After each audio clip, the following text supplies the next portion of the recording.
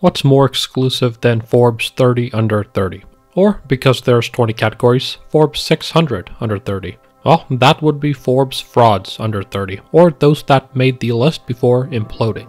These failures have resulted in some excellent reporting, which, as some of you will note, isn't always in high supply. The media, which does help fight fraud, also helps perpetuate it.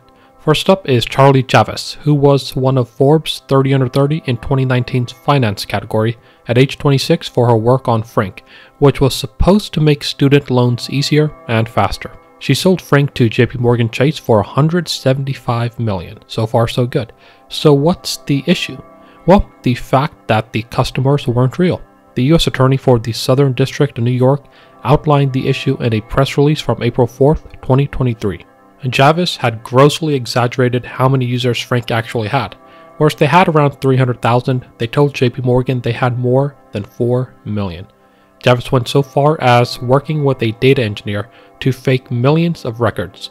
Then she tried to buy real data for more than 4 million college students on the open market for just over 100 grand. JP discovered the fraud when, after sending out marketing emails, they noticed a 70% bounce or undeliverable rate. Javice posted a $2 million bail and has pleaded not guilty to the charges. We'll see what happens. Second and third are Sam Bankman-Fried and Caroline Ellison. It makes sense to group these two together considering they were in a relationship and perpetuated the fraud together. Sorry, alleged fraud. SBF was on Forbes 30 under 30 in 2021 in finance. His net worth, which peaked at $27 billion, was derived from his crypto trading firm Alameda Research and his crypto exchange, FTX. Both collapsed spectacularly in 2022. Caroline Ellison, meanwhile, was 27 when she landed on the 2022 30 under 30 list. It happened in November of 2022, after CoinDesk published a report that revealed that Alameda Research's main asset was FTX's native token, FTT. It was a sign that the foundation was made of low-quality sand.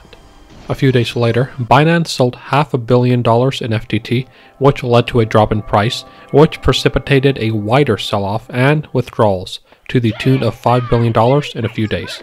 A classic run. Some days later, Binance offered to buy FTX but quickly decided not to, which, again, increased distrust in FTX. Bankruptcy for both companies, FTX and Alameda, came on November 11, 2022. In a video meeting, Ellison admitted that FTX sent customer funds to Alameda to cover liabilities. An SEC press release from December 13, 2022 charged SBF with fraud. Ellison has already pleaded guilty to 7 counts of fraud and conspiracy. Bankman-Fried has pleaded not guilty to 8 counts of fraud and conspiracy. The entire saga will take some time to play out. Elizabeth Holmes was never on the 30 under 30 list per se, but she did headline a under 30 summit, so we'll tack her on. She started Theranos in 2003 at 19, and she was worth $4.5 billion by 2015. In 2016, she was worth 0. Theranos claimed that it could run a huge amount of accurate tests on a small pinprick of blood. Big claim if true. Here's the rub, it wasn't.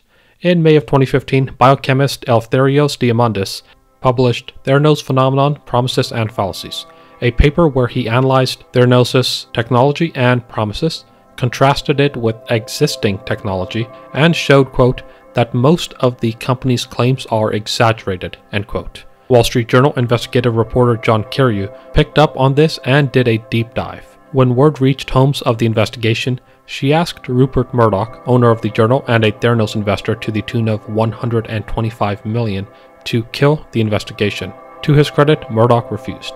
Carreyrou's source was Tyler Schultz, who worked at Theranos from 2013 until 2014.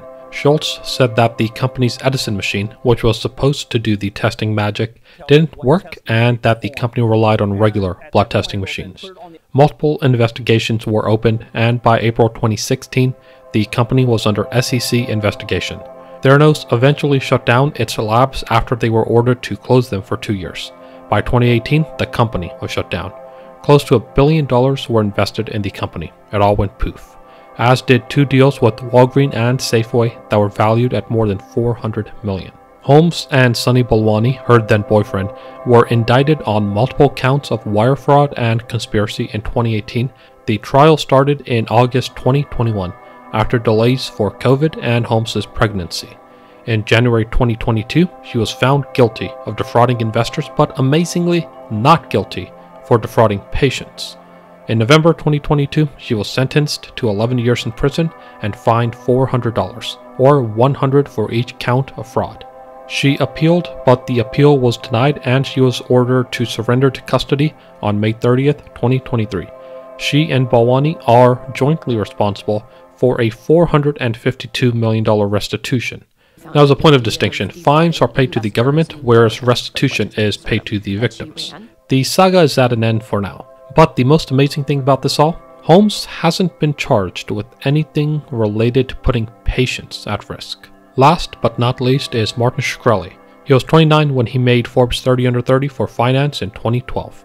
He became infamous for drastically increasing the prices of drugs like Thiola, which is used to treat cystinuria, from $1.50 to $30 per pill, and Daraprim, from $13.50 to $750. But what landed him in prison was, again, fraud. He was arrested in December 2015 after being charged with securities fraud related to practices at MSMB and Retrofin, a biotech company focused on treating rare diseases. He misappropriated funds for personal use like food, clothes, and rent, lied about performance and assets under management, and used money from Retrofin to pay investors in MSMB. One glaring example from the release is Shkreli saying that he had $35 million in assets in December 2010, when in reality there was less than 1,000. In 2017, a jury found him guilty on 2 counts of securities fraud and 1 count of conspiracy to commit securities fraud.